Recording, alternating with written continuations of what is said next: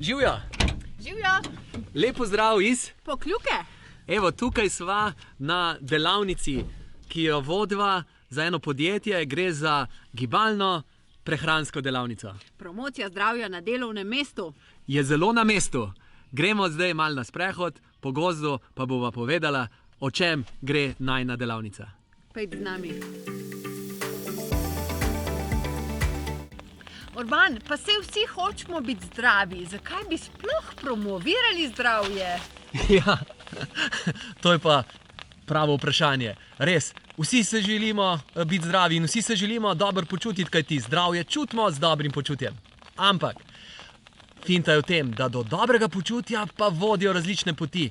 Ene so zdrave, so naravne poti do dobrega počutja. Druge so pa zlagane, so pa manj zdrave, so pa v bistvu poti, ki nas vodijo stran od zdravja.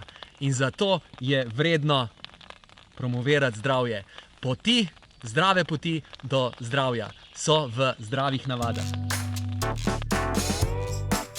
Med zdrave navade pa sodita redno gibanje in zdrava prehrana. Se vsi vemo, da je gibanje in zdrava hrana, da sta zdrava. V čem je fora? Fora je v tem, da moramo v gibanju in zdravi hrani uživati. In to je najina delavnica. Učimo se uživati v tem. Marsikdo mi reče, jaz bi pa rad jedel zdravo, ampak za to nimam časa. No, jaz pa vam rada pokažem, kako je to lahko hitro, enostavno, pa še okusno po vrhu. Prepreke, kot so, naprimer, nimam časa, nimam kondicije, nimam energije za gibanje. V bistvu na delavnici jih poskušamo spregledati, da gre večinoma za izgovore. In te izgovori, nimam časa, nimam energije, nimam kondicije in še kakšen dodaten razlog, sem prestr, naprimer, za gibanje, vidimo, da so v bistvu dodatni razlogi, zakaj je pametno, da se redno in naravno gibamo. Čem je težava industrijsko predelane hrane? V tem, da z njo dobimo veliko stvari, ki si jih ne želimo. To so konzervansi, ojačevalci okusa, sladkorji, barvila. V veliki meri se temu ne moremo izogniti. Lahko pa vseeno povečamo delež hrane, ki si jo pripravimo sami in se s tem izognemo tem stvarem. Pri tem pa smo lahko ustvarjalni in razveselimo sebe in še koga drugega. Prav zabavno je lahko. Na delavnici vas bom poskušala opolnomočiti za to.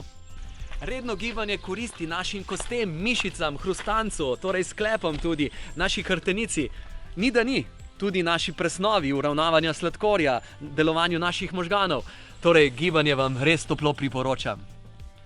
Na drugi strani vam pa priporočam tudi lenarjenje. To je počitek.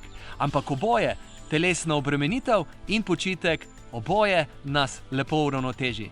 Zato se ne prepustimo samo lenarjenju, kajti na ta način bomo vse šibkejši in šibkejšega zdravja. Naša prihodnost je staranje. V staranje se podajmo na mladosten način. Vabiva vas, Da naj jo povabite v vaše podjetje. kaj še čakate? Tada! Halo!